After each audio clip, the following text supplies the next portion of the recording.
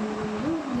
ఈ యొక్క సాయంకాల సమయంలో మిమ్మల్ని అందరినీ కలుసుకోవడం దేవుని ఫలంగా కలిగిన సమయం అని నేను భావిస్తూ ఉన్నాను. జీవితంలో ప్రతిదీ ఇంపార్టెంట్ అనుకుంటూ బ్రతుకుతున్నాము. లోకపరంగా చాలా కావాలని పరుగులు పెడుతూ ఉన్నాయి మానవ సమాజంలో. దేవుని మాట మనిషిని ఆపేది అంటే నమ్మశక్యంగా లేదు. అసలు చెబితే వినేవారి సంఖ్య రోజు రోజుకి తగ్గిపోతుంది అనేది ఈరోజు మనం చూస్తున్న పరిస్థితిని బట్టి తెలుస్తుంది. చాలామంది నా సమయము డబ్బుతో ఇంపార్టెంట్ అంటారు. నా సంపాదనని కాళ్ళతో నేను కౌంట్ చేసుకుంటున్నాను అంటారు. నేను వృధాగా ఈ మాటలు వినటం అంటే మంచి ఏదైనా చెప్దాము ఆగు ఈ మాట విను అంటే ఈనాడు కనీసం నిలబడి ఆలోచించగలిగేటువంటి టైము మనిషికి లేదు. ఎందుకంటే మనిషి ఎంతసేపు తన జీవితంలో తనకు కావాల్సింది ఏంటి అని ఆలోచిస్తే తిండి, గూడు, గుడ్డ అంటే వస్త్రాలు కదా, వీటి కోసమే ఎంత సంపాదించినా తిండి కోసమే. దాని తర్వాత ఆలోచించుకునేది తనకు కావాల్సిన వస్త్రముల మీద మనిషికి ఉన్న వ్యాపకం రోజు రోజుకి పెరుగుతుంది తప్ప ఏముందిలే రోజు 4 రోజులు వేసుకుని దొరుకునే దీనికి ఇంత టైం పెట్టాలని ఆలోచించేవాళ్ళు వాళ్ళు ఎవరు లేరు. అంటే ప్రతిదీ వ్యర్థమైపోయేది అనుకున్నా కూడా మనిషి దానికోసమే ప్రాకులాడుతున్నాడు. ఇది ఎంత ఆశ్చర్యం అనిపిస్తుంది. దేవుని కోసం బ్రతకాలి అంటే వాళ్ళని పిచ్చివాళ్ళుగా చూసే సమాజం రోజు రోజుకి పెరిగిపోతుంది. మనిషి ఎప్పుడూ మత్తులో ఉంటున్నాడు. ఏ మత్తు అంటే మొదటి వరకు అనుకునేవాడు వాడు ధనం సంపాదించుకొని ఆ మత్తులో ఉండిపోయాడరా అనేటువంటి వ్యాపకం నుంచి ఇప్పుడు నిజంగా ఫిజికల్గా మత్తులో ఉండేటువంటి పరిస్థితికి, ఒకప్పుడు బాగా పెద్దవాళ్ళు లేదంటే మధ్య వయస్కులు అనుకునేవాళ్ళు చిన్న పిల్లలు కూడా, మొన్న ఈ మధ్య జరిగిన హత్య కూడా చిన్న పాపని హత్య చేసిన వాళ్ళు 15 సంవత్సరాల లోపు బిడ్డలేనంట. వాళ్ళని ఎలా శిక్షించాలి? మన చట్ట ప్రకారం చిన్నపిల్లలకి శిక్ష లేదు కదా. ఇది ఏంటి? ఒక పాపానికి వయసు ఉంటుందా? ఆ పాపం మనిషిని అంటే నరహత్య చేసినా క్షమించేంత మంచి చట్టాలా మనవి? ఇది ఆలోచించుకుంటే చాలా భయంగా ఉంది, ఆశ్చర్యంగాను ఉంది. ఇట్లాంటి ఏమాత్రము ఉపయోగం లేని సంక్షేమము అనుకుంటూ మన చట్టాలని మనమే లొసుగులు ఉండేటట్టుగా చేసుకుంటున్నామా అంటే నిజమే అనిపిస్తుంది. నీ బాధ్యత ఉంటే ఉండు, ప్రాబ్లం లేదు. భార్య ఉండగా ఇంకొక పెళ్లి చేసుకోవడం తప్పు, అది కలిసి ఉండటం మాత్రం ప్రాబ్లం కాదు అని చెప్పేటువంటి చట్టం వచ్చింది. ఆ చట్టం ఎంతవరకు మనిషిని సపోర్ట్ చేస్తుంది అంటే చాలా కాపురాలు కూడా కూలిపోయింది. చిన్నపిల్లల్ని శిక్షించకూడదు అని నరహత్య చేసిన ఆలోచించుకునేటువంటి చట్టమేనంటారా? కుటుంబంతో హాయిగా పిల్లలతో భార్యతో సుఖంగా ఉండవలసిన మనిషి వేరొక సంబంధం కలిగి ఉండటం కూడా మంచిదే, దానివల్ల ప్రాబ్లం లేదు అనుకునే చట్టం కూడా చట్టమేనా? ఏమో ఇవన్నీ గజిబిజిగా గందరగోళంగా మనిషిని, ఒక మంచి మనస్తత్వం కలిగిన మనిషిని, సున్నిత మనస్తత్వం కలిగిన మనిషిని, మరి ముఖ్యంగా దేవుని యందు భయం కలిగిన మనుషులని మరింత భయానికి గురి చేసేటువంటి పరిస్థితులు రోజు రోజుకి దగ్గర అయిపోతున్నాయి. వాక్య భాగంలోకి వెళ్తే దేవుడు ఒక మాట చెప్తున్నాడు, చూద్దాము. సామెతల గ్రంథానికి వెళ్దాము. ప్రసంగి గారు ఈ మాటల్ని ఎంత ఆలోచించి రాశారేంటి అని అనిపిస్తుంది. సామెతల గ్రంథము 13వ అధ్యాయానికి రండి. సామెతల గ్రంథము 13వ అధ్యాయము 13వ వచనం. సామెతల గ్రంథము 13వ అధ్యాయం. బైబిల్ అందరూ ఓపెన్ చేసుకొని మీ ముందు పెట్టుకొని వాక్యములు చదవటం చాలా ఇంపార్టెంట్. అలాగే ఆ చదువుతున్నప్పుడు మీ మనసులోనికి ఆ వాక్యం వెళ్ళటం చాలా ఇంపార్టెంట్. ఆజ్ఞను తిరస్కరించువాడు అందువలనే శిక్ష నొందును. చాలండి, మళ్ళీ చదువుదాము. ఈ మాటలు గుర్తుపెట్టుకున్నాము. బైబిల్ దగ్గరికి వచ్చేటప్పటికి చాలా ప్రాంప్ట్గా మనం కొన్ని విషయాలు గుర్తుపెట్టుకోవాలి. ఇది దొంగతనం చేయకుండా సో అండ్ సో సెక్షన్ కింద మీరు శిక్షార్హులు అంటారు. నేను దొంగతనం చేయటానికి కారణాలు ఉన్నాయని చెప్తే చట్టంలో ఉన్న కొన్ని లొసుకుల వల్ల తప్పించుకోవచ్చు. ఎందుకురా మనభంగం చేసామంటే నా బలహీనత వల్ల చేశాను, అయ్యో సారీ అని. లేదంటే ఎవరన్నా చట్టంలో తెలిసిన వాళ్ళు అధికారంలో ఉంటే తప్పించుకొని బయట తిరుగుతున్నారు, అది మనం కళ్ళారా చూస్తున్నాం. సో ఈ లోకపు చట్టాల నుండి తప్పించుకొని తిరగవచ్చు. కానీ ఇక్కడ దేవుడు అంటే ఒక ఆజ్ఞ ఇచ్చాడు. ఆ ఆజ్ఞలు ఏంటో మీకు చాలా మందికి ఇప్పుడు బైబిల్ అండి కంఠభాగం అయిపోయింది. ఎవరికి చెప్పాలన్నా ఈ రిఫరెన్స్ మాకు తెలియదు అనుకున్నారు. కానీ పాటించేవాళ్ళు జీరో. పాటించేవాళ్ళు జీరోనండి. అందుకనే జ్ఞాని అయిన సొలొమోన్ గారు అంటున్నారు, ఆజ్ఞను రిజెక్ట్ చేసేవాడు. అయితే అరే నువ్వు కోప్పడకూడదురా అంటే నా ఎమోషన్ వచ్చేసింది, కోప్పడిపోయాను. అసలు అక్కడికి నువ్వు పాపం చేస్తావు. కానీ ఇక్కడ ఏమంటున్నాడంటే ఆజ్ఞను తిరస్కరించేవాడు డెఫినెట్గా శిక్ష ఉంటుంది. ఇది బైబిల్ చెప్తుంది. ఆజ్ఞను తిరస్కరించేవాడు శిక్షను, ఆజ్ఞ విషయమే భయభక్తులు గలవాడు లాభము పొందును.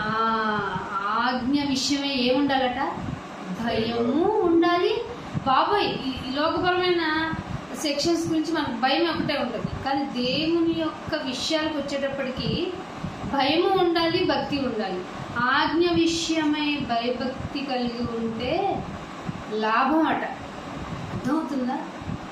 ఈ లోకపు సెక్షన్లో ఏమండి మేము ఎవరిని అసలు రూల్స్ ప్రకారం నడుచుకుంటాం, సెక్షన్స్ ప్రకారం మేము ఏమి చేయడం, మా పనిని మేము చేసుకుంటాం అనుకునే కామన్ పర్సన్కే ఎక్కువ సఫరింగ్స్ ఉంటాయి. మీరు గమనించారు లేదు? ఒక సామాన్యుడే అన్ని లోకపరంగా ఉన్న సెక్షన్ వల్ల బాధింపబడుతూ ఉంటాడు. కానీ దేవుడు ఏమంటున్నాడంటే ఆజ్ఞ విషయమై భయభక్తులు కలిగి ఉంటే లాభం రా నాన్న అంటున్నాడు. ఆజ్ఞను తిరస్కరించేస్తున్నారు చాలామంది. ఆజ్ఞను తిరస్కరించడం వల్ల వాళ్ళకి ఒక శిక్ష ఉంది అని చెప్పేవాళ్ళు ఉండాలి. అందుకే ఒక మాట అంటాడు, అదే కీర్తనలో దావీదు గారు రాసిన కీర్తన ఒకటి చూద్దాం. చూడండి, కీర్తనలు 4వ కీర్తన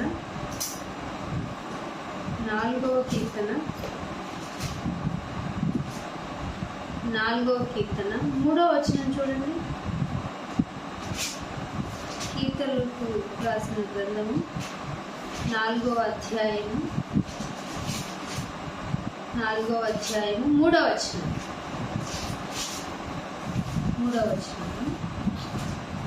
నేను చదువుతాను. యెహోవా తన భక్తులను తనకు ఏర్పరచుకుంటున్నాడని తెలుసుకున్నాడు. చాలండి. ఎవరి కొరకంట? భక్తులు ఎవరి కొరకంట? భక్తులు కావాలి. ఎవరి కొరకు తెలుసా? దేవుని కొరకు. ఆ భక్తులు మొరలు పెడితేనే ఆయన ఆలకిస్తాడు. భక్తులు ఎందుకండి?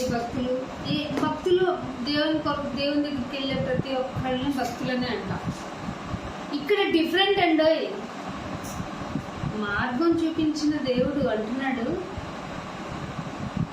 నేను భక్తులను ఏర్పరచుకుంటున్నాను. నేనే తన కొరకు ఏర్పాటు చేసుకుంటున్నాడట. ఎందుకు నాయనా అంటే అసలు ఆజ్ఞలు ఉన్నాయి. ఆ ఆజ్ఞలు ఎంత విచిత్రమైనవి, ఎంత తేలికైనవి. అవి పాటిస్తే ఎవరికి లాభం అని తెలియచేయటానికి కోసమే భక్తులను తన కొరకు ఏర్పాటు చేసుకున్నాడు. అందుకే 4వ వచనంలో అంటాడు, భయము నుండి పాపము చేయకుడి. ఏమంటున్నాడు? భయము నుండి పాపము చేయకుడి. మరి ఏం చేయాలైనా అంటే మీరు పడకల మీద, ఇదండి పడకల మీద ఉండగానే అంటే మైండ్ రిలాక్స్ అయిపోతుంది, అంటే తీరిక దొరుకుతుంది మనకి ఆలోచించుకోవడానికి. ఇదేం చేద్దాం, అదేం చేద్దాం, అలా ఎలా ఉందాం, ఎలా సుఖపడదాం, ఎలా ఉందాం, ఇలా చేస్తే ఎలా ఉంటుంది, అలా అబ్బో విపరీతమైన ఆలోచనలు ఎక్కడ వస్తాయి? పడక మీదే వస్తాయి. అందుకే మీరు పడక మీద ఉండగానే మీ హృదయములలో ధ్యానము చేసుకొని, అయ్యా భజన చేయటం కాదు, హృదయములలో ధ్యానము చేసుకొని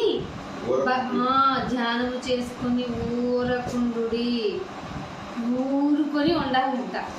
భక్తులకు చెప్తున్నాడు ఆయన, మీరు హృదయంలో ధ్యానం చేసుకొని ఊరికినే ఉండండి, సైలెంట్గా ఉండండి. అంటే దేని గురించి రియాక్ట్ అవ్వద్దు. ఒకసారి చెప్పి చూడటం చాలా మంచిది, ఇంకొకసారి చెప్పి చూడటం ఇంకా మంచిది. అయినా వినకపోతే వాళ్ళకి వదిలే మౌనంగా జ్ఞానం. అదే అంటున్నాడు 4వ వచనంలో, భయము నొంది. పాపం చేయాలంటే భయం పుట్టాలట. భయం, బాబోయ్ నాయన నువ్వు ఉన్నావు అనేటువంటి విషయం తలుచుకొని నువ్వు తీర్చే తీర్పు, ఇందాక మనం మొదటి అధ్యాయంలో చదువుకున్నట్టుగా, తిరస్కరిస్తే, రిజెక్ట్ చేస్తే, ఆజ్ఞను తిరస్కరించేస్తే, పాపం చేస్తే శిక్ష వచ్చేస్తుంది కనుక భయము నుండి పాపం చేయకుండా ఉండాలి. అందుకు ఎక్కడి నుండి స్టార్ట్ చేయాలి అంటే పడకల మీద నుండే అన్నట్టు. చూడండి అక్కడ మాట బాగుంటుంది. పడకల మీద ఉండగానే మీ హృదయాన్ని ప్రిపేర్ చేసేయండి. ప్రతిదానికి నేను సైలెంట్గా ఉండాలి, ప్రతిదానికి నేను యుక్తంగా ప్రవర్తించాలి, ప్రతి దాన్ని నా హృదయంలో నెమ్మదిగా ఉండి నేను మౌనాన్నే పాటించాలి. ఇది ఒక భక్తుడు చేయవలసిన పని. తను ఏర్పాటు చేసుకుంటున్నటువంటి భక్తులు పాటించవలసిన విధి విధానం. అందుకనే అదే కీర్తనలో 94వ కీర్తన చూడండి.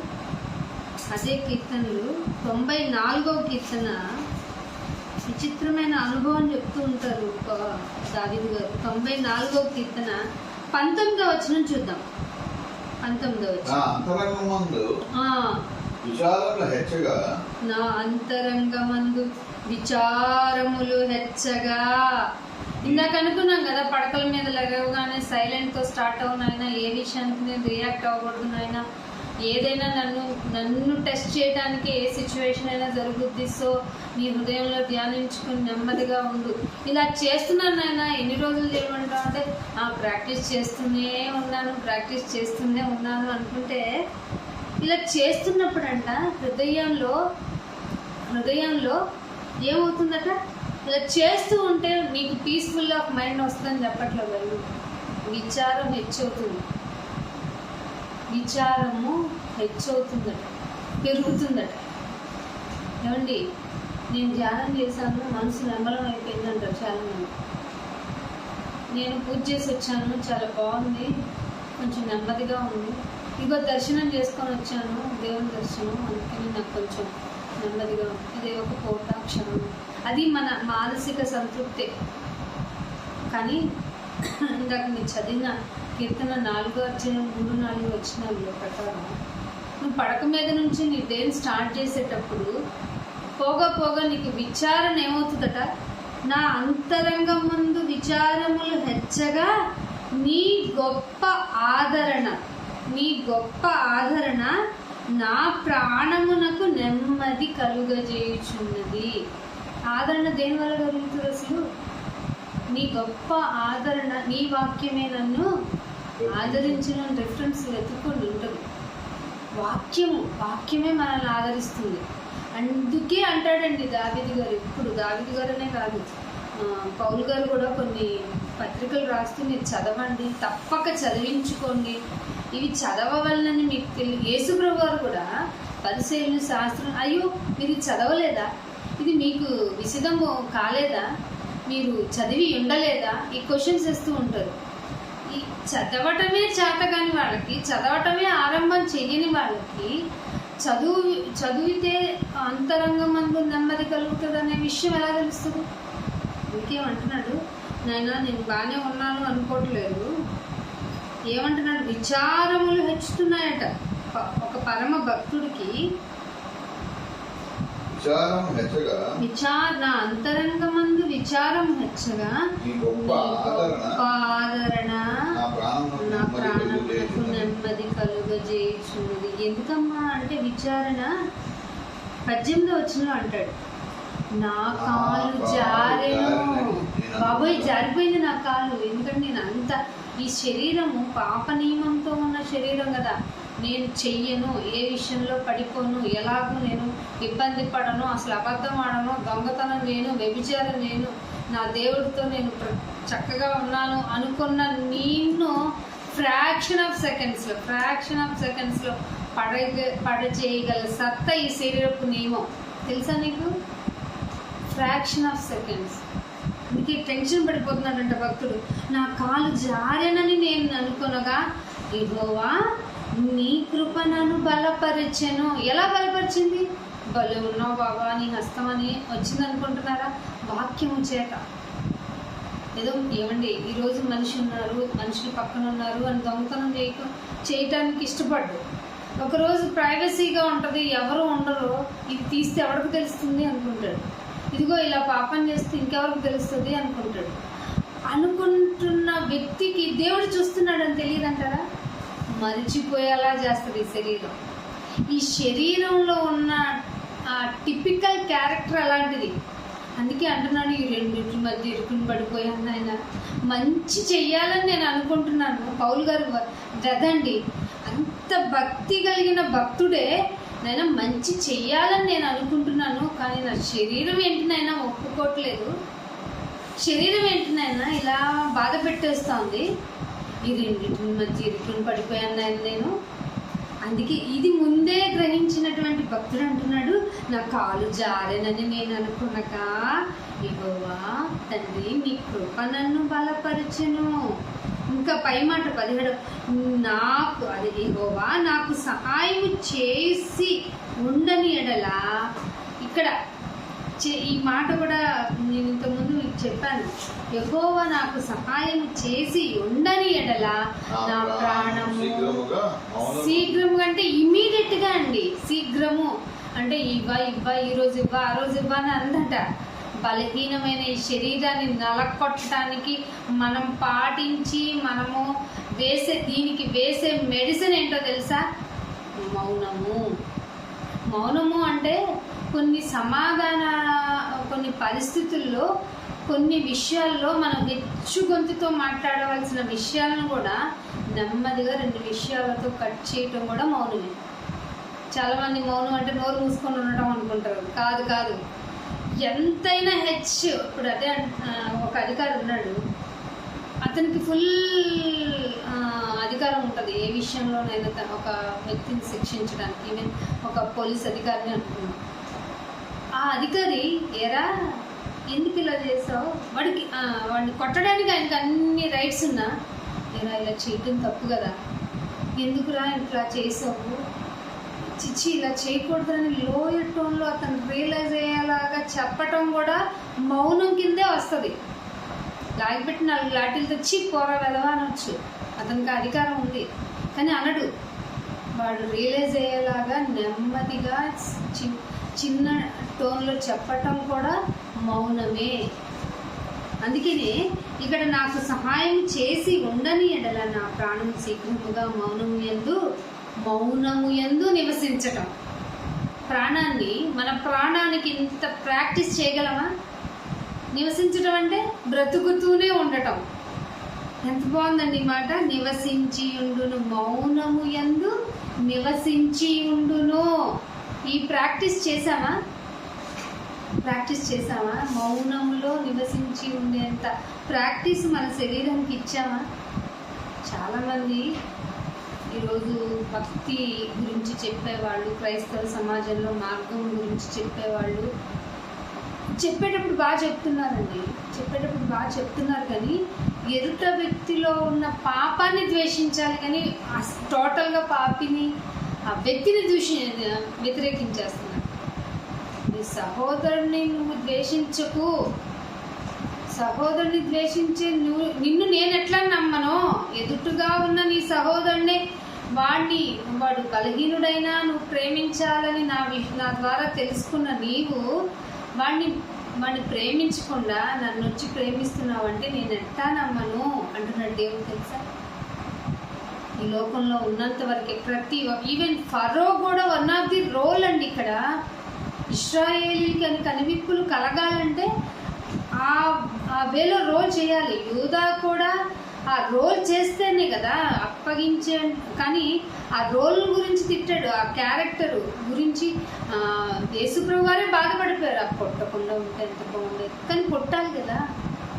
అబద్ధపు ప్రేమను చూపించి ముద్దు పెట్టి అతన్ని అప్పగించాలి కదా. ఎవరి క్యారెక్టర్ వాళ్ళు పోషించాల్సిందే భూమి మీద. ఆ క్యారెక్టర్ల గురించి లోపల ఏలుతున్న పాపాన్ని భయపడి వారిని ప్రేమిస్తూ పాపాన్ని ద్వేషించాలి. కానీ ఎట్టి పరిస్థితుల్లోనూ మన సహోదరుని పట్ల మనకి ద్వేషం అనేది ఉండకూడదు. ఇది ఎలా తెలుస్తుంది? అంతరంగము ఎరిగిన దేవునికి తప్ప.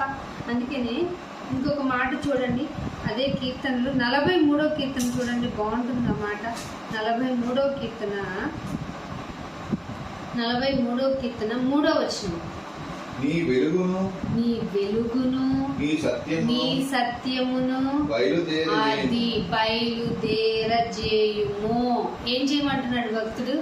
నాయనా, నీ ఆజ్ఞను పాటించాలన్నా, నా ప్రాణాన్ని మౌనముగా ఉంచాలన్నా నాకు ఒకటి కావాలి, నీ వెలుగు కావాలి. నీ సత్యాన్ని స్టార్ట్ చెయ్యి, బయలుదేరి చేయము. అవేం చేస్తాయి? అవి నాకు వే చూపిస్తాయి. ఎవరి దగ్గరకు వెళ్ళి అడగక్కర్లా ఇప్పుడు ఈ పరిస్థితి గురించి ఏం చేయండి ఆయన అని. ఏమండి ఇలా జరిగింది, సిచ్యువేషన్ ఇలా అయింది, ఏం చేయాలని అడగక్కర్లేదట. నీ వెలుగు, నీ సత్యము, నాకు త్రోవ చూపును. అవి నీ పరిశుద్ధ పర్వతమునకును. యాక్చువల్గా ఇక్కడ పరిశుద్ధ పర్వతమునే నూతన యెరూషలేము అంటారు. నూతన యెరూషలేము అంటేనే పరలోకము అని.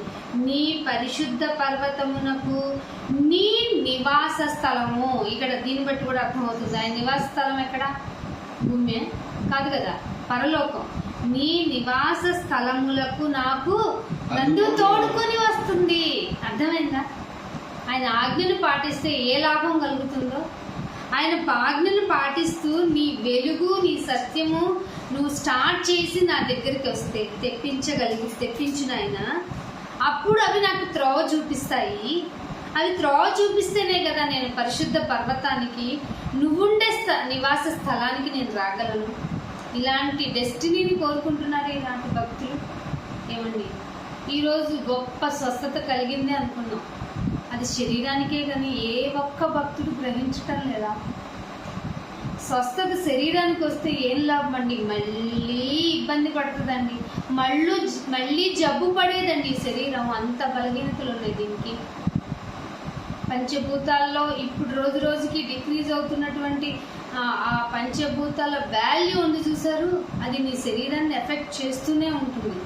ఈ పరంగా దీని పరంగా ఈ క్యూర్ చేసుకున్నా, ఏదో ఒక మందు వల్ల మళ్ళీ నువ్వు ట్రీట్మెంట్ చేసుకున్నా ఇంకొక జబ్బు లోపల తయారవుతుంది. ఎందుకంటే ఈ కాయము ఏదో ఒక రోజు మట్టిలోకి పోవాల్సిందే. అది జబ్బు ద్వారా పోని, సడన్గా నీ అవయవాలు ఆగిపోతే దాన్ని కూడా రోగం అనే కదండి అంటారు. ఆ రోగం ఏ విధంగా అయినా వచ్చి తీరుతుంది. వాళ్ళ స్వస్థత జరిగిపోయింది, నెమ్మదిగా ఉన్నాను అనుకుంటే కుదరదు.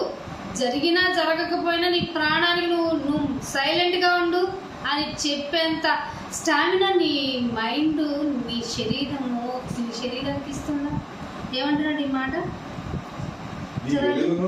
నీ వెలుగును సత్యమును బయలుదేరి అవి నీ పరిశుద్ధ పర్వతమునకు నీ నివాస స్థలమునకు తోడుకొని. అది అర్థమవుతుందా? సత్యమును గనక నువ్వు బయలుదేర చేస్తే నాయన, నీ పరిశుద్ధ పర్వతానికి, నువ్వు ఉండే స్థలానికి నన్ను తోడుకొని వస్తే అది నాయన నా డెస్టినీ అంటున్నాడు. అదే కీర్తన 73వ కీర్తన కూడా చూద్దాం, చూడండి బాగుంటుంది. 73వ కీర్తన 14వ వచనం. దినమంతయు నాకు బాధ కలుగుతున్నది, ప్రతి ఉదయం నాకు శిక్ష వచ్చుతున్నది. ఇలా ముచ్చటింతునని నేను అనుకుని ఎడల నాయన దినమంతా చూస్తే నాకు బాగా నేను నీ కుమారుల వంశం. ఈ మాట చూద్దాము. ఒక భక్తుడు అంటున్నాడు, నా పరిస్థితి ఏంటో నాయన నాకు అర్థం కావట్లేదు. దినమంతా ఎంత బాగా ఉన్నా ఆ రోజు స్టార్ట్ చేద్దాము అనుకుంటే ఆ రోజంతా నాకు బాధే ఉంటుంది నాయన. ప్రతి ఉదయం ఇలా స్టార్ట్ అవుతుంది అనగానే నాకు టెన్షన్ స్టార్ట్ అయిపోతుంది. ఉదయమే నాకు శిక్ష వచ్చేస్తుంది. ఇదిగో ఇదే చెబుదాము, ఇదే ముచ్చటిద్దాము అని నేను అనుకుంటే చదవండి 15. ఇలాగ ముచ్చటింతునని నేను అనుకుని ఎడల నేను నీ కుమారుల వంశమును మోసపుచ్చిన వాడనైపోతాను. నీ కుమారుల వంశమును మోసపుచ్చేవాడిని అయిపోతాను. అయినను 16 అయినను దీన్నేంటో తెలుసుకోవాలని నేను ఆలోచించినప్పుడు నేను దేవుని పరిశుద్ధ స్థలములోనికి పోయి చదవండి. వారి అంతమును గురించి ధ్యానించే వరకు ఆ సంగతి నాకు ఆయాస్కరముగా ఉండేను. నేను దేవుని పరిశుద్ధ స్థలములోనికి పోయి వారి అంతము గూర్చి ధ్యానించే వరకు ఆ సంగతి ఏంటి నాయన నాకు ఆయాసకరంగా ఉంది. ఏంటి నాయన, నేను ఇంత భక్తిగా ఉంటే నా దినమేమో ఎలా ఉంది, నా దినం ఎలా స్టార్ట్ అవుతుంది. 14 ఉదయం దినమంతా నాకు బాధ కలుగుతుంది. ప్రతి ఉదయం నాకు శిక్ష కలుగుతుంది. ఈ విషయాన్ని ముచ్చటిద్దాము అంటే నీ కుమారుల వంశావళిని నేను డిస్ట్రాయ్ చేసేవాడిని, మోసపుచ్చేవాడిని అయిపోతాను.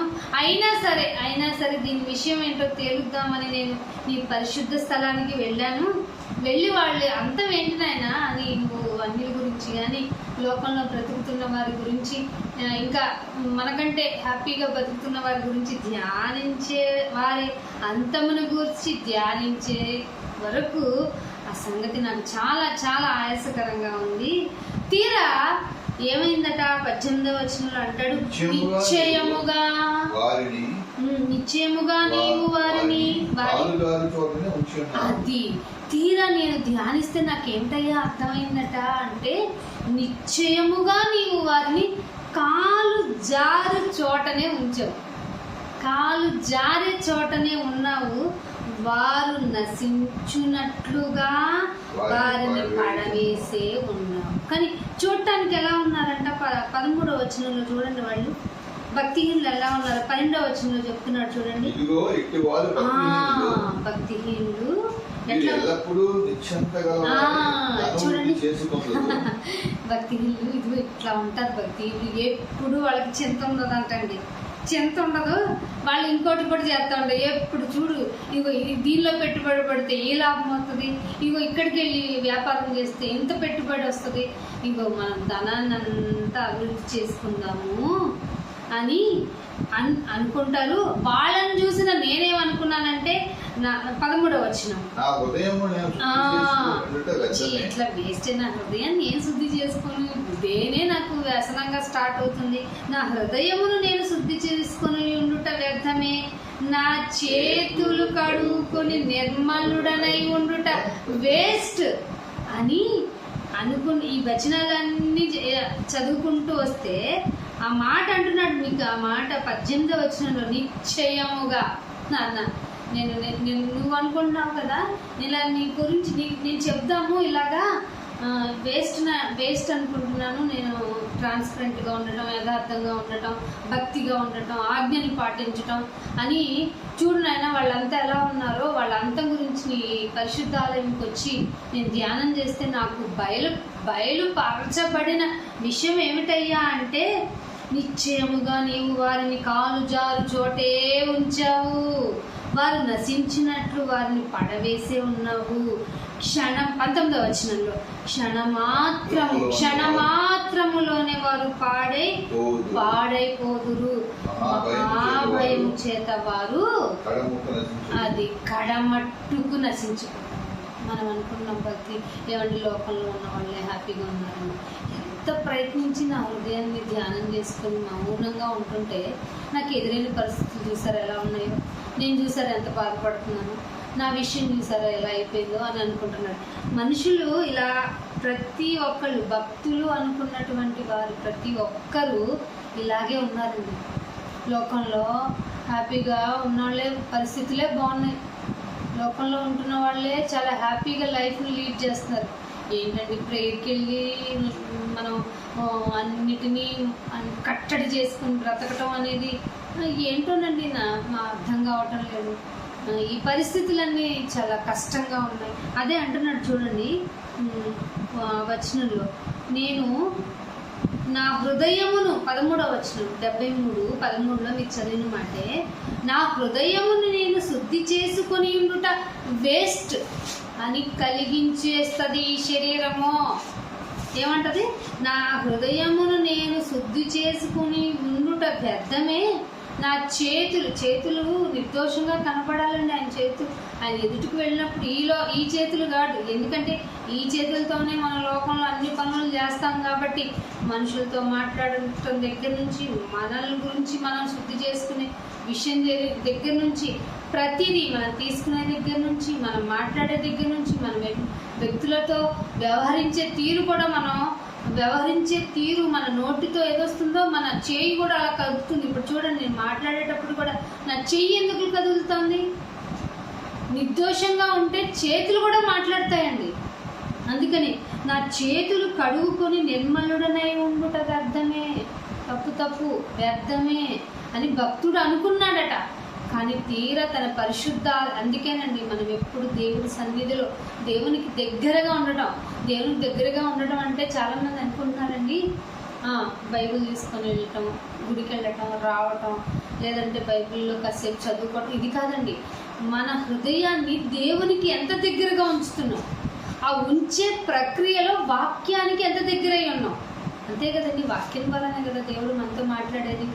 అది గ్రహించుకోవటమే. నాయన ఈ విషయంగా నాలో బలహీనత వచ్చేస్తుంది, ఈ విషయంగా నేనేంటో వ్యసన పడిపోతున్నాను, ఈ విషయంగా నేను తొందరపాటు పడుతున్నాను, దీని విషయంలో ఏమన్నా సాతాను నన్ను ఏమన్నా ఇబ్బంది పెడుతుందేమో, ప్లీజ్ నన్ను కంట్రోల్ చేయను ఆయన. అందుకే అంటున్నాడు, ఇందాక మనం 94:19లో అన్నాం కదా ఒకసారి, నీ గొప్ప ఆదరణ నా ప్రాణమునకు నెమ్మది కలగజేయుచున్నది. ఆ మాట ఒకసారి చూడండి మళ్ళీ 94:19లో, కీర్తన 94:19. ఎందుకు విచారణ వస్తుందట అసలు? నా అంతరంగం ముందు విచారణ, ఏంటైనా చేద్దాం అనుకున్నాను, ఏంటైనా ఎంత కోప్పడిపోయాను, ఏంటైనా ఎంత ఇదిగా నేను బాధపెట్టబడ్డాను, ఏంటైనా ఇంత బలహీనతకి వెళ్ళిపోయాను, ఏంటి నాయన ఇంత ఘోరంగా ఆలోచిస్తున్నాను అని నీ అంతరంగములో విచారణ అసలు ఏ పరంగా నీకు విచారణ కలగజేస్తుందో నీకే తెలియదండి. సాతాను ఇట్లా పో అంటే పోదు, ఇట్లా ఈ బలహీనతలో ఇతను లొంగలేదు, సో వెంటనే వేరే ఏది నేను వీడికి గేలంగా వేయగలను, ఆ గేలం వేస్తే వీడు ఆ వలలో పడకుండా ఉండకపోతాడా అని ప్రతి క్షణము నీ మీద వల వేస్తూనే ఉంటాడు తెలుసా. అలా విచారణ పొందుతుందట హృదయము. నా అంతరంగములో విచారణ హెచ్చగా నీ గొప్ప ఆదరణ నా ప్రాణానికి అమ్మయ్య అని నెమ్మదినిచ్చిందటండి. అందుకు చదవాలి వాక్యాన్ని. అందుకని 73వ కీర్తనలోనే 17వ వచనం కూడా చూడండి. 73వ కీర్తనలోనే, ఇందాక మనం మళ్ళీ ముందు వెనక్కి వెళ్దాము. 73వ కీర్తన 17వ వచనం చదివారా? అందుకు వెళ్ళాలి. నేను దేవుని పరిశుద్ధ స్థలములోనికి పోయి వారి అంతమును గూర్చి ధ్యానించు వరకు. ఏంటైనా నేను భక్తిగా ఉన్నా కదా, నేను కదా మంచిగా ఉన్నాను, ఇదిగో వాళ్ళందరం తేల్చోవు ఏంటి అని ఆ సంగతి గురించి అంట పరిశుద్ధ ఆలయంలోకి వెళ్ళి ఆయాసపడేంతగా ఉన్నాడంట భక్తుడు. అప్పుడు ఏం తెలిసిందట, ఆయన నిశ్చయముగా నీవు వారిని, బాబోయ్ నన్నెంత సేఫ్ జోన్లో ఉంచావు, వాళ్ళు ఏంటి నాయన ఆ 19వ వచనంలో, మహాభయము చేత వారు కడమట్టుకు అంటే లాస్ట్ వరకు వారిని నశింపజేసేస్తావు. అలాగే ఇంకొక మాట చూపిస్తాను. కీర్తనలోనే 38వ కీర్తన చూద్దామండి. 38వ కీర్తన, కీర్తనలు 38వ కీర్తన 38:4 చూద్దాం. చూడండి 38వ కీర్తన. నా దోషములు నా తల మీదుగా పొర్లిపోయినవి. అమ్మో, దోషములు తల మీదగా పొర్లిపోయినవా అంటే చూసారా ఎంత థింకింగ్ చేస్తుందో. తల అంటే బ్రెయిన్ అంటే అంతరంగం. అర్థమవుతుందా మీకు? ఎక్కడి నుంచి ఎక్కడి కనెక్టివిటీ అవుతుందో. అంతరంగంలో విచారణ ఎందుకు ఇచ్చిందయ్యా అంటే దోషములు నా తల మీదగా పొర్లిపోతున్నాయట. ఎంతగా పొర్లిపోయినాయి అంటే, పొర్లిపోతుందంటే వెయిట్ తగ్గాలిగా, అవునా కదా? కానీ ఇక్కడ ఏమన్నట్లు, నేను మోయలేని బరువు వలె. బాబోయ్, తల భారంగా ఉంది అంటావా లేదా? నాకు టెన్షన్ వచ్చేస్తుంది అంటున్నారా లేదా? నేను మోయలేని బరువు వలె అవి నా మీదే మోపబడి ఉన్నవి. అర్థమవుతుందా? దోషములు అంతరంగములో నువ్వు మోయలేనంత బరువు కలవైనవిగా ఉండిపోతాయి. అందుకు విచారణ హెచ్చు అయిపోతుంది, పెరిగిపోతూ ఉంటుంది విచారణ. ఏమంటున్నాడు? నేను మోయలేని బరువు వలెనా అంతరంగము, నేను మోయలేని బరువు వలె అవి నా మీద మోపబడి ఉన్నవి. అవి నా మీద మోపబడి. 5వ వచనం చూడండి. నా మూర్ఖత వలన కలిగిన నా గాయములు. ఎక్కడ కలుగుతాయి ఈ గాయాలు? మూర్ఖత వలన కలిగి గాయాలు ఎక్కడికి వస్తాయి? అంతరంగంలో కలిగినవే. అంతరంగములో నాకు కలిగిన మూర్ఖత వల్ల కలిగిన నా గాయములు దుర్వాసన గలవై స్రవించుచున్నవి. అందుకే ఆ రోజున అంటాడు, నేను శ్రమ చేత ఏమై ఉన్నాడట, శ్రమ చేత. శ్రమ పడితే హ్యాపీగా ఇంటికి వచ్చి చింత లేకుండా బ్రతకాలి. ఇక్కడ ఏంటి? శ్రమ వల్ల మిక్కిలి కృంగిపోయాను. దినమంతా దుఃఖాక్రాంతుడనై సంచరిస్తూ ఉన్నాను. ఏంటి అర్థమవుతుంది? ఇలా ఉంది ఏంటి నా బ్రతుకు? నా నడుము తాపముతో నిండి ఉన్నది. నా శరీరంలో ఆరోగ్యము లేదు, శరీరంలో ఆరోగ్యం ఉండదు. అంతరంగంలో విచారం ఇచ్చితే శరీరంలో ఆరోగ్యం ఉండదండి బాబు, ఆరోగ్యం ఉండదు. అందుకనే దేవుని కొరకు బ్రతకటం అనేది చాలా చాలా ఇంపార్టెంట్. అందుకే సామెతల గ్రంథం 13వ అధ్యాయానికి రండి. సామెతల గ్రంథము 13వ అధ్యాయము 21వ వచనం చూడండి. సామెతల గ్రంథము 13వ అధ్యాయము 21వ వచనం. ఇందాక 13 చదువుకున్న స్టార్టింగ్లో 21వ వచనం కూడా చూడండి, చాలా బాగుంటుంది. కీడు పాపులను తరుమును, నీతిమంతులకు మేలు ప్రతిఫలముగా వచ్చును. చాలు. ఏమంటున్నాడు? కీడు అంటే మంచిగా అనిపించి కీడు. ఎవరికైనా కీడు తలపెట్టమాకండి, కీడు ఆలోచించమాకండి అలా అంటాం కదా. కీడేం చేస్తుందో తెలుసా? పాపులను తరిమేస్తూ ఉంటుంది. ఇందాక మాట ఎక్కడ నాకు నెమ్మది, శరీరంలోనే ఆరోగ్యం లేదేంటైనా, విచారాలు హెచ్చైపోతున్నాయి అంటే డెఫినెట్గా కీడు చేసినట్టే. అది సొంత కుటుంబానికి చేసావా, సొంత మనుషులకు చేసావా, లేదంటే నీ చుట్టుపక్కల ఎవరికైనా చేసావా, ఒక అధికారిగా ఉంటే ఏమైనా చేసావా, లేదంటే నీ పని చోట్ల ఎలా ఉన్నావు, ఇవన్నీ ఆలోచించుకుంటే కీడు పాపులను తరిమేస్తుంది. నీతిమంతులకు మేలు ప్రతిఫలము. అర్థమవుతుందా? మేలు ప్రతిఫలముగా వచ్చును. ప్రతిఫలము. అదే సామెతలు 3వ అధ్యాయానికి రండి. అదే సామెతలు 3వ అధ్యాయము 25వ వచనం చూడండి. అప్పుడు ఎలా ఉండొచ్చో చెప్తున్నాడు బైబిల్. 25వ వచనం. అన్ఎక్స్పెక్టెడ్ గా భయం కలుగుతుంది కదా. అప్పుడు దుర్మార్గులకు నాశనం వస్తుంది తెలుసా? ఈ అన్ఎక్స్పెక్టెడ్ భయము నీ దుర్మార్గులకు నాశనం వచ్చినప్పుడు నువ్వు అసలు భయపడకు. మేలు చేసిన వ్యక్తి నువ్వు భయపడక్కర్లేదు, భయపడవు కూడా. ఎందుకంటే ఆ 26వ వచనం, నీకు బేస్ ఎవరో తెలుసా? ఈ లోకం కాదు. నీకు బేస్ ఎవరో తెలుసా? అసలు నువ్వే కాదు. నీ బేస్ ఎవరు? నా బలం, నా కుటుంబం, నా బలం, నా సోన్స్ అని చెప్తారు కదా. అస్సలు అబద్ధం అండి, ట్రాష్. నాకు ఆధారము ఎవరట? యెహోవా నీవు నాకు ఆధారము. నీ కాలు చిక్కబడకుండునట్లు ఆయన నిన్ను కాపాడుకొను. అందుకు ఆధారపడాలి ఆయన మీద. అందుకేనండి చాలామంది అనుకున్నట్లు మనుషులు లోకం మీద డిపెండ్ అవ్వకూడదండి. లోకం మీద డిపెండ్ అయ్యి లోకంతో స్నేహం చేసావా, దేవుడు నిన్ను ద్వేషించేస్తాడు. ఎందుకంటే ఒకవేళ దేవునితో స్నేహం చేసావా, లోకం నిన్ను ద్వేషిస్తుంది. అర్థమవుతుందా ఎంత లాజికల్గా ఉందో స్పిరిచువల్ లైఫ్?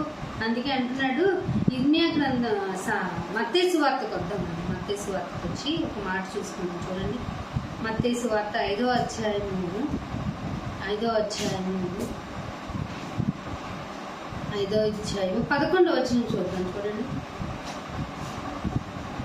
10వ వచనం చదివి ముందుకెళ్దాం. మత్తయి సువార్త నీతి నిమిత్తము హింసింపబడేవారు మనం అది నీతిగా బతుకురా అని లోకం అంటారు. సరే, నీతిగా అంటే ఇంత నీతిగా ఉంటే నీకు ఈ లోకంలో కుదరదని ఈ లోకమే చెప్తుంది. కానీ దేవుడు ఏం చెప్పాడు తెలుసా? డైరెక్ట్గా ఉంటాయండి దేవుని మాటలు. నీతి నిమిత్తము హింస జరుగుతుంది నీకు, అది నా నీతి నిమిత్తం నువ్వు బ్రతికితే నీకు హింసింపబడు వారు, అలా హింసింపబడితే వారు ధన్యులు అని పక్కన ఇంకొక లైన్ ఇచ్చారు. పరలోక రాజ్యం అంత ఈజీగా వస్తుందటండి. నీతి వలన నీకు హింస జరుగుతుంది. ఇక్కడ నువ్వు ఇది నీకు అర్థమైతే పరలోకం నీదే. నేను పరలోకం వెళ్తానంటావా అని అనుకోనక్కర్లా. నువ్వు ఏ నీతి? దేవుని నీతి కనుక నువ్వు చెప్తున్నా పాటిస్తున్నా నీకు హింస ఎదురైతే నీవు ధన్యుడవే, నీకు పరలోకమే అని చెప్తూ అయితే 11వ వచనంలో మాట అంటున్నాడండి.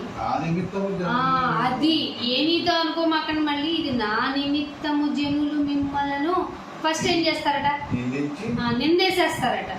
పల్లె వాళ్ళు అసలు ఆ నిందంటే ఏంటి? చేయని దానిని మన మీద మోపటం కదా, కాని దానిని మన మీద మోపటం, అది నిందించి ఇది చాలదన్నట్టు హింస కూడా పెడతారంట. మహా అయితే మనుషులండి, మనిషి సంఘజీవి కదండి, మనుషులతో మాట్లాడరు. మనం ఉన్న పక్కన మనల్ని పట్టించుకునేవారుగా ఉండరు, మనల్కి ప్రయారిటీ ఇవ్వరు. ఇది హింస కదా? ఒక నీతిగా బతికేవాడు అది నాకు ప్రయారిటీ ఇవ్వాలి కదా, నేను ప్రైడ్ చేస్తున్నాను దేవుడిని, సో నాకు ఇంపార్టెంట్ ఇవ్వాలిగా. ఏమండి, మీరు బైబిల్ అంతా వెతకండి. దేవుని కొరకు నీతిగా బ్రతికిన వాళ్ళలో నెమ్మది పొందిన ఒక్క భక్తుడిని చూపించండి. పాత నిబంధనలో కానీ కొత్త నిబంధనలో కానీ ఉన్నారా? ఉంటే చెప్పండి. ఫిజికల్గా దావీదు గారు అంత ఆశీర్వాదం పొందినా నాకు నెమ్మది లేదంటున్నాడు అంతరంగంలో. మరి మీరేంటి మాకు నెమ్మది కావాలని కోరుకుంటారు? మీరు నిందించి హింసించి ఇది జాలదు, నింద హింస జాలదన్నట్టు మీ మీద ఏం చెప్తారట? చెడ్డోడ్రా అని చెప్పేస్తాడంట. అబద్ధముగా చెడ్డ మాటలు పలికారా? పలికితే ఏమైపోతాం? కామన్గా చెప్పండి, పలికితే ఏమైపోతాం? చాలా కృంగిపోతామండి. ఇందాక దావీదు గారు ప్రార్థన చేసినట్టే వాళ్ళ అంతం గురించి పరిశుద్ధాలయం దగ్గరికి వచ్చి నేను ప్రార్థన చేసి వ్యసన పడతా ఉంటే, బాబోయ్ వాళ్ళ కాలు జారిపోయేటట్టే ఉంది నాయనో అనుకున్నట్టు మీ మదిలోనికి రావాలి. వారు మీ మీద అబద్ధముగా చెడ్డ మాటలు పలుకున్నప్పుడల్లా మీరు ధన్యులు. అప్పుడు ఏం చేయను ఆయన ఇట్లా అనేసారు ఏంటని ఫీల్ అవ్వకూడదంట. 12వ వచనంలో ఏమంటున్నారు చూడండి, సంతోషించండి, ఆనందించండి. అమ్మయ్యా నా మీద నిందేశారు, అమ్మయ్య నన్ను హింస పెట్టేశారు, నా మీద అబద్ధం చెప్పేశారు, థ్యాంక్ యూ గాడ్ అని ఎప్పుడన్నా దేవునికి స్తుతించిన వాళ్ళు ఉన్నారా? ఇదేమైనట్టనే సరే ఇంత బాగా నీ పరిచయం చేస్తుంటే, ఇంత బాగా ఎవరినైనా ఇంత నమ్మకంగా ఉంటారు చెప్పండి? మనం కాబట్టి భరిస్తున్నాం, మేం కాబట్టి భరిస్తున్నాం. ఇంత మంచి వాళ్ళు దొరుకుతారా? కాదట. నింద పడినప్పుడే మీరు సంతోషించండి, ఆనందించండి. పరలోకమందు మీ ఫలము డబల్. మామూలుగా పరలోకం వస్తుంది, కానీ డబల్ ఉందట. డబల్ కేటగిరీ కూడా ఉందట. ఎప్పుడు ఆ కేటగిరీకి ఎలిజిబుల్ అవుతామంటే నిందించబడి, అబద్ధ మాటలు నీ మీద పలకబడినప్పుడు, నిందేసినప్పుడు, నీవు సంతోషించు, పరలోకంలో నీ ఫలము అధికమగును. ఇదిగో నేను చెప్తున్నాను చూడు, ఇలాగు వారు మీకు పూర్వమందుండిన పూర్వముందున్న ప్రవక్తలను కూడా హింసించారు. అర్థమవుతుందా? ఎంత నెమ్మదిగా ఉండాలో, చుట్టుపక్కల ప్రపంచంతో నీ స్నేహం ఎలా మింగిలవ్వాలో అసలు ఏమన్నా తెలుస్తుందా? ఆలోచన ఉండదు, అసలేం పట్టించుకోరు. ఇవన్నీ తెలిసినా ఏం చేస్తారో తెలుసా? ఏమన్నాడు తెలుసా? యాకోబు తమ్ముడైనటువంటి యేసు ప్రభు వారి తమ్ముడైనటువంటి యాకోబు గారు రాసిన పత్రిక 4వ అధ్యాయం చూడండి. యాకోబు ముగింపుకి వస్తున్నాను. యాకోబు రాసిన పత్రిక 4వ అధ్యాయము 17వ వచనం. 4వ అధ్యాయము 17. కాబట్టి అది నీ చేతనైనంత బాబు, ఇది అయితే ఆ శత్రువుకైనా మేలే జరుగుతుంది అనుకుని నీ పరిశుద్ధాత్మ ప్రేరణ వల్ల నీ అంతరంగంలో ప్రేరణ వస్తే అది మేలైనది అని తెలిసినా కూడా నువ్వు చేయలేదనుకో, ఏమిటంటే అది ఏది ఎంత బతికి మేలైనది ఇది జరుగుతుంది మనిషికి, ఇది మేలే, దేవుని మూలంగా ఇది మేలే చెయ్యాలి అని నీకు తెలిసినా నువ్వు చెయ్యకపోతే నీకు పాపమే. మనకు తెలుసుగా, ఎంత నీతిగా బ్రతికే వాళ్ళకి పాపం వల్ల వచ్చే జీతం ఏమిటో తెలుసు కదా, మరణమే. అంత లాజికల్గా ఉందండి బైబిల్. ఏమండి, మనం దేవుని యొక్క మాటలకి దగ్గరైపోతే ఈ లోకంతో సంబంధాలు తెగిపోతాయండి. ఆ సంబంధాన్ని తెంచుకోకపోతే అది ఎట్లా తెంచుకోవాలంటే బాహ్యంగా తెంచుకోకూడదండి. వాళ్ళతో మన రిలేషన్ మెయింటైన్ చేస్తూనే ఉండాలి. అంతరంగంగా దేవునికి మనం లెక్క చెప్పుకునేవారు. నాయన నా చేతులు నిర్దోషంగా ఉన్నాయి చూసారని ఆయన ఎవరి విషయంలో వాళ్ళ విషయంలో మేలు చేయాలని ఎదిగాను, మేలు చేస్తున్నాను, కానీ వాళ్ళు మమ్మల్ని నిందిస్తూనే ఉన్నారు, దూషిస్తూనే ఉన్నారు. అది మీ నిమిత్తము మమ్మల్ని ఇబ్బంది పెడుతూనే ఉన్నారు. కానీ నువ్వు ఇచ్చిన మాట వల్ల మేము ఆనందిస్తున్నాం, సంతోషిస్తున్నాం. ఎందుకంటే పరలోకంలో మాకు అధిక ఫలం కావాలి. ఈ ఆలోచన ఉందా? లాస్ట్కి ఒక మాట చూపిస్తాను చూడండి. అదే ఇర్మియా పాత నిబంధనలో ఇర్మియా గ్రంథానికి రండి. ఇర్మియా గ్రంథము ఈ మాట చూసుకొని ముగించుకోవడానికి ప్రయత్నం చేద్దాం. 43వ అధ్యాయము ఇర్మియా గ్రంథము 43వ అధ్యాయము 11వ వచనం చూడండి ఏముంటుందో. 11వ వచనం అతడు వచ్చి నిర్ణయమైన వారిని, నిర్ణయింపబడిన వారిని, పిలుచుకున్న వారికి ఏవేవి కేటగిరీస్ ఇస్తాడో బైబిల్ చెప్తుంది చూడండి. తెగులకు నిర్ణయమైన వారిని తెగులకును. ఇదే దానియేలు గారు కూడా ప్రవచిస్తారండి. వీలైతే ఇంకొక మాటలో ఇంకొకసారి మనం కలుసుకున్నప్పుడు చెప్తాను. ఏమంటున్నాడు? తెగులకు నిర్ణయింపబడిన వారిని తెగులకును. చెరకు అంటే జైలుకి వెళ్ళాల్సి వస్తుందేమో, జైలు కోసం వెళ్ళాలని నిర్ణయింపబడిన వారిలో కొంతమంది పౌలుకి ఎందుకు వచ్చింది అర్థమవుతుందా మీకు? పౌలుకి చెరసాలకు ఎందుకు వెళ్ళారు? చెర అంటే గవర్నమెంట్కి సంబంధించిన జైలునే కాదు, లోకపరమైన చెరను కూడా మనం మొయ్యాలి. సిలువను భారం వేసుకొని నడవాలి, అది కూడా ఒక చెరే. చెరకు నిర్ణయమైన వారిని చెరకును. ఇంకొకటి చూడండి ఏమంటున్నాడు? ఖడ్గము, కత్తితో వేసే వాళ్ళ కేటగిరీని కూడా ఒకళ్ళని పెట్టుకున్నాడట. ఖడ్గమునకు నిర్ణయమైన వారిని ఖడ్గమునకు అప్పగించేస్తాడు. ఇది కూడా పాత నిబంధన. చాలు ఆ మాట వరకు చాలు. అంటే దేవుని కోసం నీతి నిమిత్తం బ్రతకాలనుకునే వారిని ఆయన కేటగిరీలుగా, ఎలాగా చెరకెళ్ళాలంటే చెరకి, వీళ్ళకి తెగులకి వెళ్ళాలంటే తెగులకి, ఖడ్గానికి అప్పగించాలంటే ఖడ్గానికి. ఇది ప్రకటన గ్రంథంలో కూడా ఉంటుందండి. వారిని వారి కేటగిరీలుగా నిర్ణయించబడిన వారిని నేను ఏర్పాటు చేసేసుకున్నాను. మీరు ఇందాక చదివారు కదా గ్రంథంలో, భక్తుల్ని ఏర్పాటు చేసుకున్నాడట కదా 4వ అధ్యాయంలో కీర్తనలో. మనం తన కొరకు భక్తులను ఏర్పాటు చేసుకున్నాడు కదా. ఎందుకు ఏర్పాటు చేసుకున్నాడు? తెగుల కోసం అయితే తెగులు, చెర కోసమైతే చెర, ఇవన్నీ భరించాల్సిన పరిస్థితిలోకి వెళ్ళాల్సింది పోయి లౌకికమైన ఆలోచనలతో నువ్వు కూడా చింతపడుతూ ఉంటే, ఇంత రక్షించి నా కోసం, నా రాజ్య విస్తరణ కోసం ఉంటుందిలే అనుకున్న నీవు కూడా ఈ పాప నియమము కలిగిన శరీరముకు లోబడి బ్రతికితే నీకు నరకంలో అధిక ఫలం కూడా ఉంటుంది తెలుసా. శిక్ష, మరికొద్ది శిక్ష, మరి ఎక్కువైన శిక్ష ఉందా లేదా బైబిల్లో? మరి ఇలాంటి పరిస్థితుల నుంచి మనం తప్పించుకోవాలి, దేవుని కొరకు నీతిగా బ్రతకాలి అంటే ఆయన పరిశుద్ధాలయంలో ఆయన ఆజ్ఞలకు కట్టడి నిలబడి ఉండటం. ఇందాక మనం చదువుకున్న సామెతలు 13:13 ప్రకారం ఆజ్ఞను తిరస్కరిస్తే ఏమవుతుందట? శిక్ష వస్తుంది. అదే ఆజ్ఞ విషయమే భయభక్తులు కలిగి ఉంటే లాభం పొందుకుంటాం. సో లాభం పొందుకుంటావా, శిక్షలోకి వెళ్తావా అనేది మనం పరిశీలన చేసుకుని మన మైండ్ సెట్ని బట్టి ఉంటాం. దేవునికి దగ్గర అయితే తప్ప మనం లాభం పొందుకోలేము. ఈ లాభము ఒక్క రోజులో రాదు. నిన్ను నీవు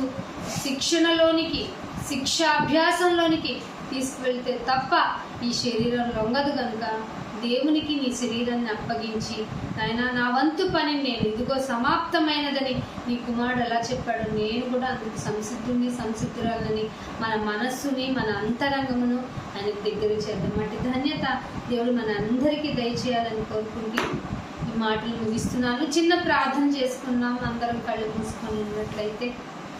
మహోన్నతుడా, మహాగణుడా, పరిశుద్ధుడా, మీకెంతో వందనాలు, స్తోత్రాలు. ముందు మా జీవితాలు ఎలా అయిపోతాయో మాకు తెలుస్తూ ఉంది. మీరైతే మాకు ఇచ్చిన ఈ నెమ్మది, నాయన, ఈ అవకాశము, ఈ తలంపు అంతా నీ చిత్తానుసారమే మాకు తెలుస్తుంది ప్రభువా. నీ మాట అంటే వినేవారే లేరు, నీ గురించి భయపడేవారే లేరు. వీళ్ళంతా మేము నమ్ముకున్న వారమే అని చెప్పుకునే వారిలో ఉండటం మాకు కూడా భయాన్ని కలిగిస్తుంది. ఆయన మేము చింతాక్రాంతులమై నాయన మేము చింతపడుతూ ఉన్నప్పుడు ఈ డే స్టార్టింగే నా గురించి ఆలోచిస్తూ మౌనంగా ఉండు అని చెప్తున్నావు నాయన. మా శరీరములను, ఈ పాప నియమం కలిగిన ఈ శరీరమును మీ పాదాల చెంత పడవేస్తున్నాం నాయన. నీ కొరకు బ్రతకటానికే నాయన మమ్మల్ని మేము సిద్ధం చేసుకుంటున్నాం. మా అంతరంగం అంతా నీ కొరకు ధ్యానిస్తూ నీ కొరకు బ్రతికే భాగ్యం అనుగ్రహించండి. మీరు నిర్ణయించుకున్న వారిలో మేము దేనికి సంసిద్ధమై ఉండాలో అందుకు మమ్మల్ని చివరి క్షణం వరకు అలాగే ఉంచండి.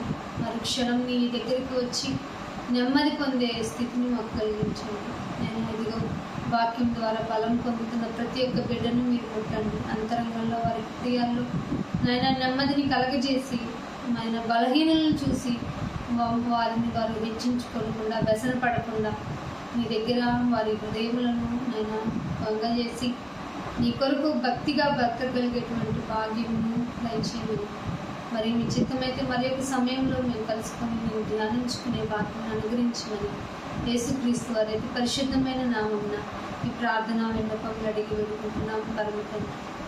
ఆమేన్.